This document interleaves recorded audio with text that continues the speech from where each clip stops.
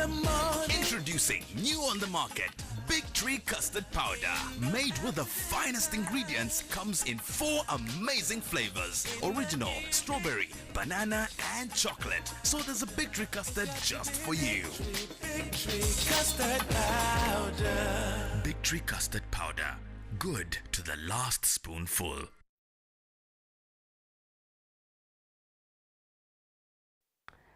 This is Woman 360 and I am Judy Ngulube.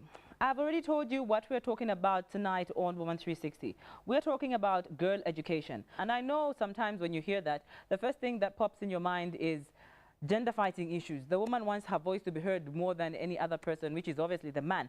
But no, this time we're talking about facts that will affect the education of a girl, the literacy of a girl. And this, of course, is not in the urban area of Zambia. It's in the rural area of Zambia. That is why last week I went to Mazabuka, but then I went specifically in the outskirts of Mazabuka, somewhere in Magoye. And I spent a day with Chimuka, a grade 9 pupil at Mbia High School. She walks 3 kilometers to school. She has to face so many things, so many challenges just to go through school. It's a miracle that she has even gone up to grade 9. Well, before I say everything, have a look at this mini documentary and join me later on.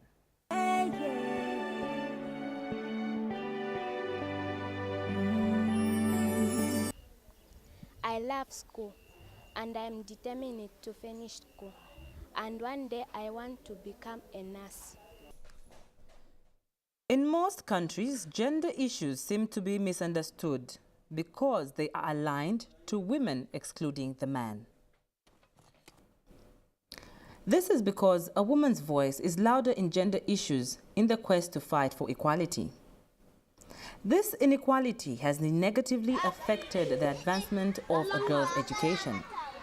The urban parts of Zambia are well off when it comes to education for a girl, but the rural parts have unbelievable situations and a girl has to have determination to go up to even grade 12. These girls have to battle with resisting early marriages, sometimes teenage pregnancies, and the most common is walking the long distance to school.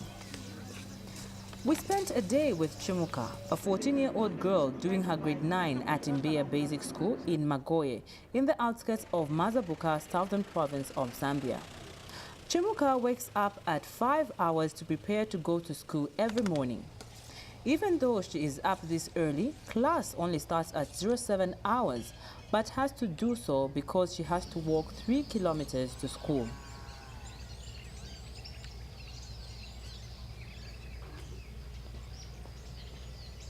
This is the road that leads to Chimuka's school, which floods during the rainy season. The long distance and the bad road sometimes causes her to arrive late at school. Despite having to walk the long distance 4 times, the first being in the morning, the second to go back for lunch, the third to go back to the afternoon session, which is production unit, and finally the last trip to go home about 17 hours, Chimuka still loves school, not to mention the poor sanitation that Mbia has to offer. From home to school, it's very far. I have to walk 3 kilometers from home to school, especially in rain season. All the road you find there's water, so there's nowhere we can pass. I love school because one day I want to become a nurse, and when I complete my schooling, I want to help my parents. Gender imbalance and girl pupils dropping out of school at Mbia is common. Currently, we have about 900 pupils.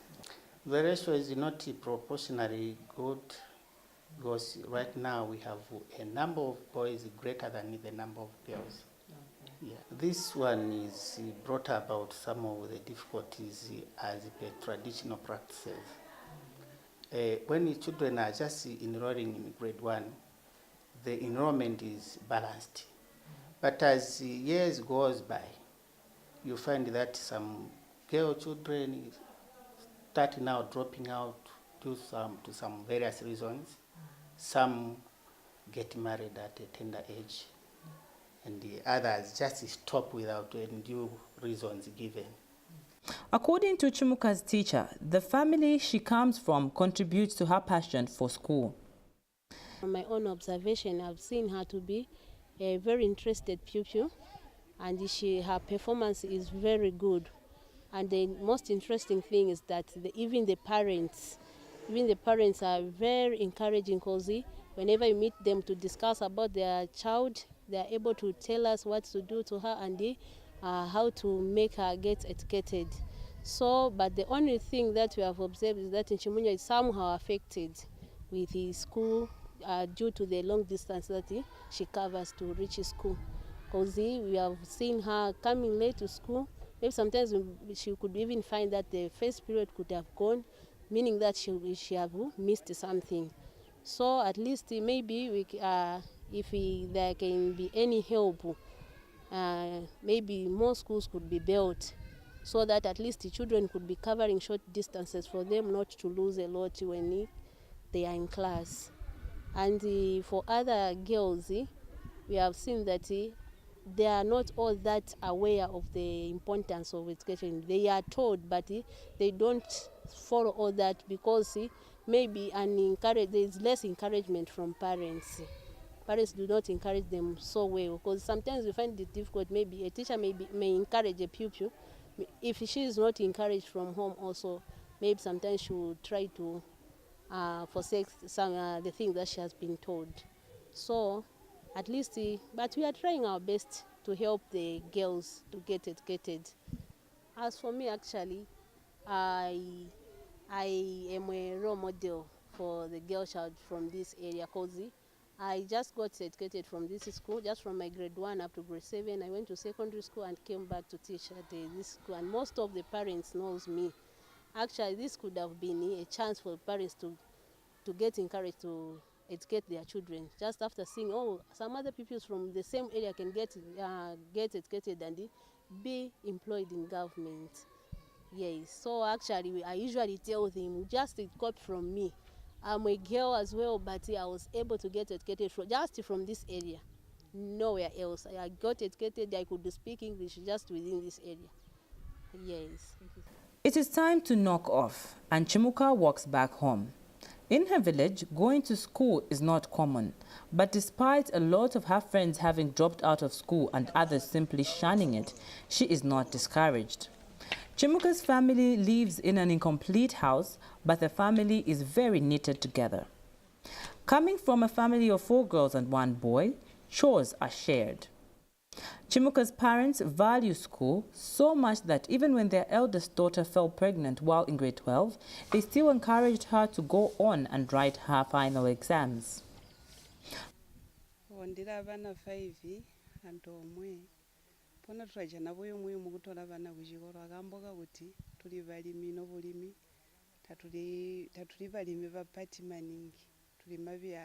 We are farmers, but it's not going so well, so we are finding it difficult to take care of our children and send them to school. It is even hard to buy some farming inputs. Before, we had animals that could help, but they died. When we had animals, we could even save money in the bank.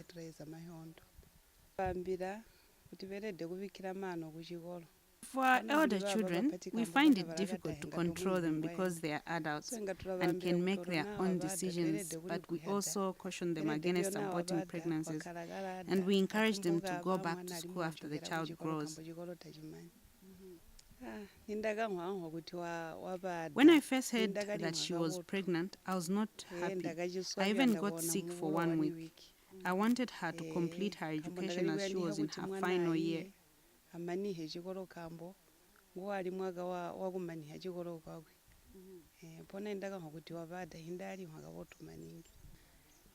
I heard about her pregnancy, I was not around. I had gone to nurse a sick relative, and the neighbor there also had a child who fell pregnant while at school.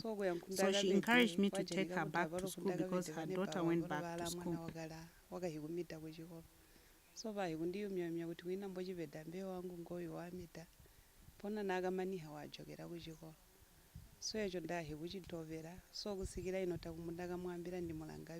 I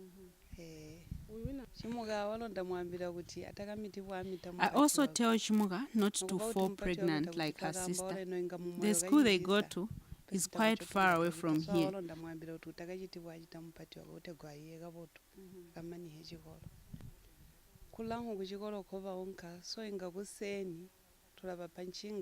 In the morning, we give them a bicycle to use to go to school. If some form of transport is available, it can make their learning easier.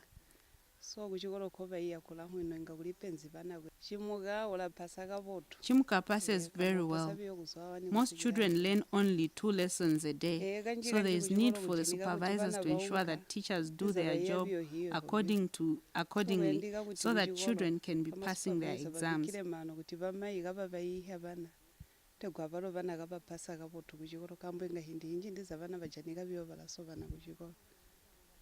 It is good to educate female children because they have motherly love. They are quick to acknowledge their parents' efforts. When you educate a female child, she never forgets where she came from. If you educate a male child, it is also good. But if he marries from a bad family, it becomes a problem. You would find the mother is suffering as if she has no children. Mizinga, who is Chimuka's elder sister, is one of the lucky girls who, despite falling pregnant, completed school, unlike a good number of girls in her village. I completed last year, 2012. Before I wrote my exams, I discovered that I was pregnant. But I never wanted to stop, and I was very tired. I used to feel like sleeping, but I never wanted to do that because of the exams. I wanted to finish up, to do what I was supposed to do. And for that, I used to study hard, not to because I knew that I disappointed my parents, but I never wanted to disappoint them again. And even in the school, when they discovered I was caught and I explained, they encouraged me what to do and what not to do. What they told me that because there's food, I was told that I should be eating a lot and not to sleep a lot, because there are some who like sleeping. Some they even get at me, I can't manage to do anything, just sleeping. But as for me, I never wanted to do that because of the exams, and what I wanted to do is just to study hard so that I can take care of myself for the next time, not that so that I can find something to do. My friends, there are some, because some they are saying no, me I can't manage. They say no, me I can abort, me I can stop going to school. As for me, I never wanted to do that, because if you stop right where I was writing. Now it's better I write than not writing. Better you write than you stop, because when you stop, everything will stop. Better when you write, at least you can do something next. Because some of my friends, they were even getting, because some where I was, some were married. They are saying no, me I come from my husband's place, I'm married. And some they stop, no, that one she got married, me I'm married, I can't continue with school. People will be laughing at me that she's married and she's coming here to school. They don't have to fed up, they just have to continue, because when you fed up, some they got pregnant in grade 9. If you do that, it's better you just continue, you write. Then after writing, at least you can go in grade 10 than just staying at home at no, I'll be embarrassed. When I go to school, everyone will be saying no, she's pregnant. It's not like that. It's better you just continue. I thank for everyone who was there, because they comforted me. I was safe at Namola High School. Everyone knew that I was like this, but no one told me to do something bad. Everyone used to take care of me. they did so a very good care. I thank them very much. What about the traditional belief that educating a boy is more beneficial than educating the girl? I have 5 children. One girl completed at Namwana Secondary School. The other 2 girls are in grade 8 and 9. All my children are doing well at school. I always work hard to take them to school so that they have a good future.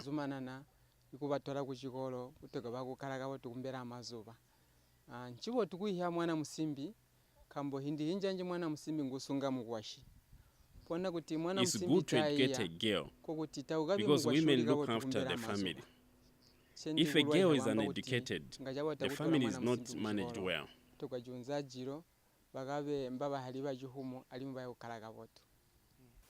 Is there any help being given to the girls in the rural areas in terms of education? Has the government or maybe a non-governmental organization answered the plea of these girls who want to go to school so much? We have a number of projects, but among the projects, one of them is education. And that education, we have done a few structures in about 2 schools where we built classroom blocks and teachers' houses. But I'll specifically talk about where we are involved in girl child education, which is Mwaba-based school. With the support of Standard Chartered Bank, we built and rehabilitated about 2 classroom blocks. Then we equipped the same classroom blocks with the desks. Then we are sponsoring children for a period of 5 years, the girls from that area, from 2010 up to 2014. Mostly the children are in that area were not going to school because parents had no capacity to pay for them. So I thought that maybe as a starting point, we start with 50 girls by sponsoring them until they finish school. After finishing school, they have the capacity to become role models in the community for other girls so that they be motivated to also go to school and finish school. The head teacher of that school identified the girls who qualified to grade 8, and then with the help of the community to identify who are the most vulnerable ones, and those are the ones we picked. So far it's going on well because out of that number, 7 girls completed grade 12 last year. And with the program, the way it is, they are supposed now, depending on how good the results will be, they will be on internship with the Standard Chartered Bank, so that they learn a few issues with banking, with a view that after that they may have interest in banking, and then have a career in banking. Well, we'll say generally the problem, there are a number of problems because the parents, in cases where they find that the resources are not enough, they'll send the boys and leave the girls. And when the girls remain, they end up getting married at an early age. Then the opportunities for them to advance in terms of education, they just end there. But when you support them, there are opportunities created for them to further their education and improve the opportunities for them to find employment. I think we will need more, because as I mentioned, our target is just 50 girls, and our program will end in 2014. But looking at the other areas, there are a number of children also need support who fail to go to school because parents cannot pay for them, or parents are ignorant about the girl child education. They may have resources, but they are not taking the children to school. Okay, what we are doing as a program, we are designing for the next 5 years. And among the projects we will come up with is education, where we have programs. Where we have realized that the major problem in the village is children don't know how to read and write. So in the program, we want to have a number of programs to do with reading and writing. So we hope to support more girls. And even now the meetings, we have a number of meetings with the parents on government policy on education, then the re-entry policy, because there are some girls who leave school at an early age because they are pregnant, but they don't come back to school because parents don't know. So what are some of the things we'll be doing? Chimuka says she will beat all odds and complete her education. I want to become a nurse.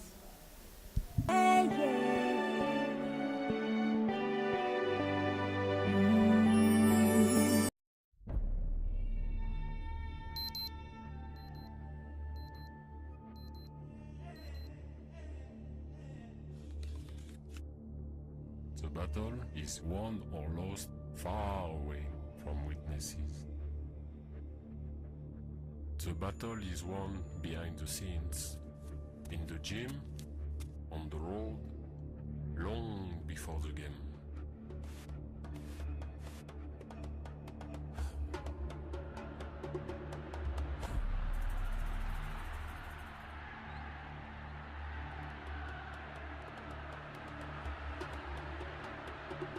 For me, this is my winning formula.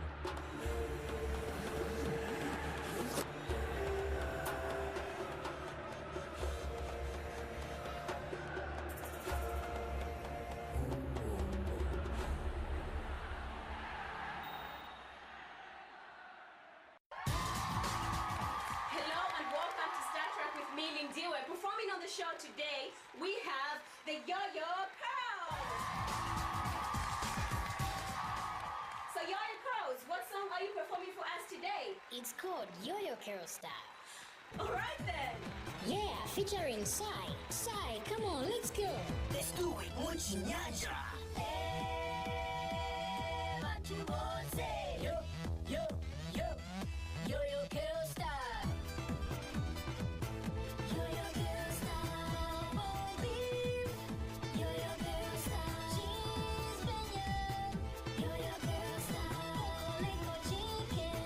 Yo-Yo Curl Style, tomato. Yo-Yo Curl Style, Yo-Yo Girls. Yo-Yo Curl Style, #1.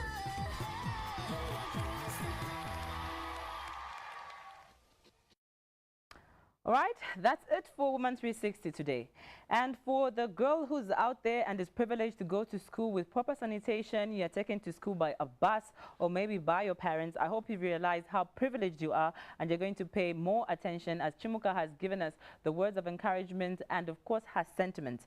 And for the parents out there, I hope you can tell your children that, you know, school is important no matter how far or regardless of the challenges that you face, especially for the girl child in the world of today.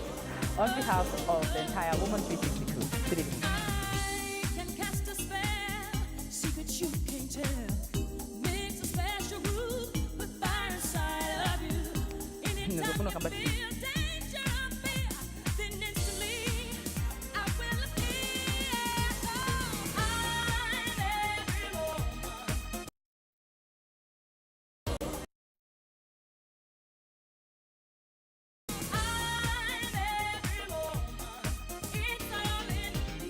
Hello, and thank you so much for joining me on Woman 360.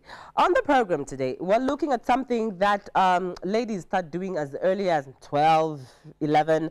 Sometimes you have to be a teenager, maybe start doing it. But then, we are looking at beauty enhancement of a woman. How far can it go?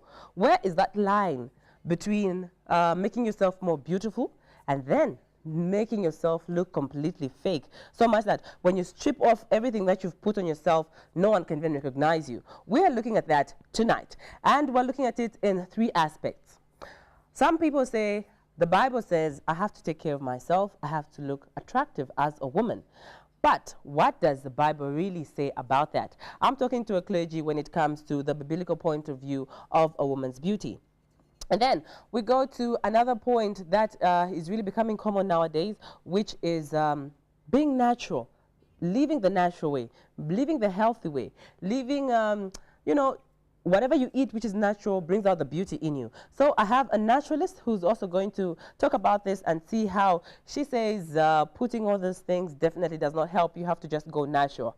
And the other aspect is the Miss Perfect, everything Nothing which is so natural on her. Everything has to be artificial. She says she can't even go outside the door if she hasn't got anything artificial on her. She explains why this is so and what makes her so compelled to just really have everything on her that she has to extend, that she has to put on.